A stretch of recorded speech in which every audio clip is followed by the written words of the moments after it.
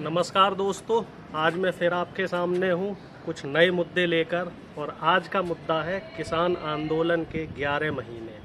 बात शुरू करने से पहले मैं आप सब लोगों से निवेदन करूँगा कि मेरे इस चैनल को सब्सक्राइब कीजिए, बेल आइकन को दबाइए और अगर मेरी बात पसंद आए तो लाइक और कमेंट करना ना भूलिए। साथ में आपके बहुमूल्य सुझाव कि हम अपने वीडियो को और कैसे और बेहतर कर सकते हैं, अपनी बातों को और प्रभावी रूप से कैसे रख सकते हैं, तो अपने बहुमूल्य सुझाव और विचार देना ना भूलें। तो आज का मुद्दा है किसान आंदोलन के 11 महीने।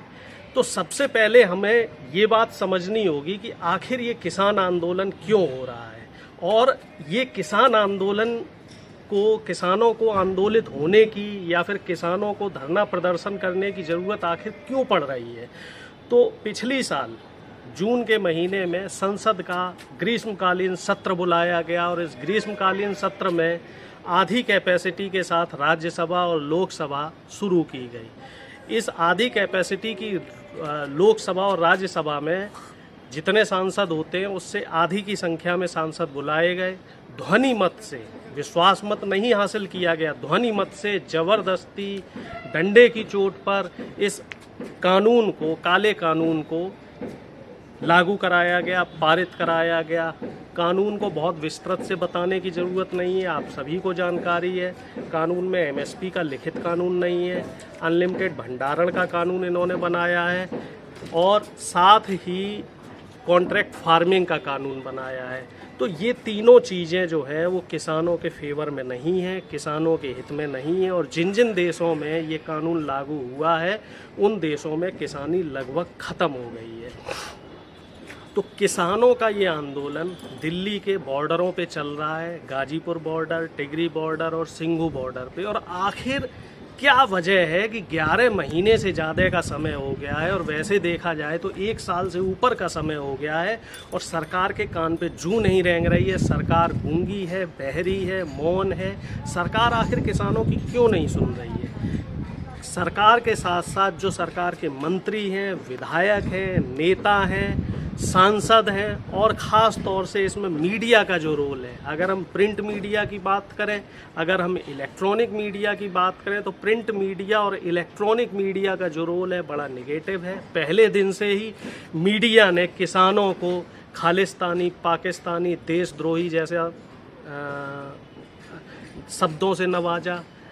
किसानों को बोला कि ये सिखों का किसान आंदोलन है, ये एक कम्युनिटी विशेष का किसान आंदोलन है और आंदोलन में सिर्फ पंजाब और हरियाणा का किसान शामिल है। जबकि पिछले 11 महीने में ये देखने में आया है कि देश के कोने के साथ साथ, देश के हर कोने के साथ साथ विदेशों से भी कई किसान आए हुए हैं। विदेशों के भी लगभग 150 से ज़्यादा किसान संगठनों ने इस आंदोलन को अपना समर्थन दिया है।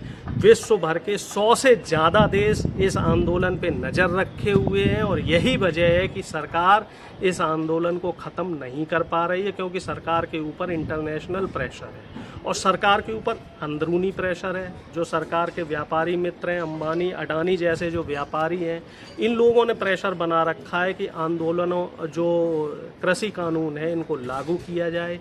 कृषि कानून लागू करने से क्या होगा आपको बताने की ज़रूरत नहीं है। काला बाजारी बढ़ेगी, अनलिमिटेड भंडारण है। सरकार के जो व्यापारी मित्र जब चाहेंगे दाम बढ़ा देंगे, जब चाहेंगे दाम कम कर देंगे। जैसा कि अभी हिमाचल प्रदेश और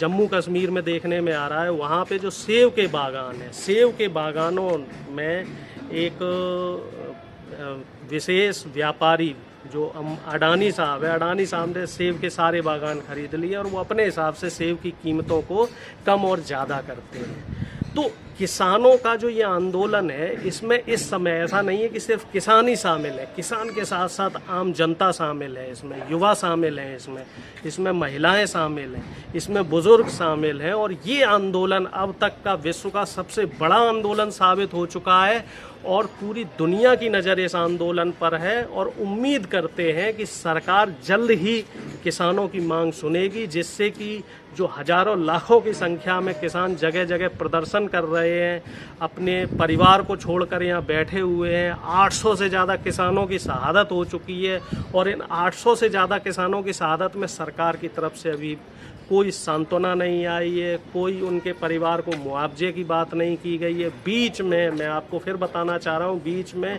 कई बार इस आंदोलन को बदनाम करने की कोशिश की गई है। लखीमपुर खीरी जैसी घटनाएं हुई, 26 जनवरी में इनके द्वारा प्लांटेड घटनाएं हुई। आंदोलन को कई बार बदनाम करने का प्रयास किया गया, लेकिन ये आंदोलन पूरी शांतिपूर्ण तरीके से चल रहा है और उम्मीद करते हैं ये आंदोलन शांतिपूर्ण तरीके से ही चलेगा और सरकार को किसानों की मांग माननी पड़ेगी, किसानों की बात सुननी पड़ेगी। अगर ये किसानों की बात नहीं सुनेंगे, हमारा देश कृषि प्रधान देश है, 70% से ज़्यादा आबादी किसानी पे डिपेंडेंट है। मांग नहीं सुनेंगे तो जैसा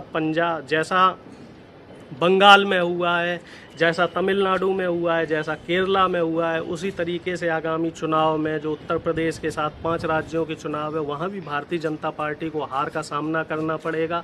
और हो सकता है अगर किसानों की मांग नहीं सुनते हैं तो 2024 में इनको केंद्र में भी सत्ता से बाहर जाना पड़े। मैं अपनी बात को यहीं पे ख़त्म करूंगा। मेरी बातें आपको कैसी लगी? जो किसानों का मुद्दा है, 11 महीने से किसान आंदोलित है, इस पर अगर आपको अपने विचार रखना चाहते हैं तो कमेंट बॉक्स में अपने विचार रखें, वीडियो को लाइक करें, सब्सक्राइब करें। बहुत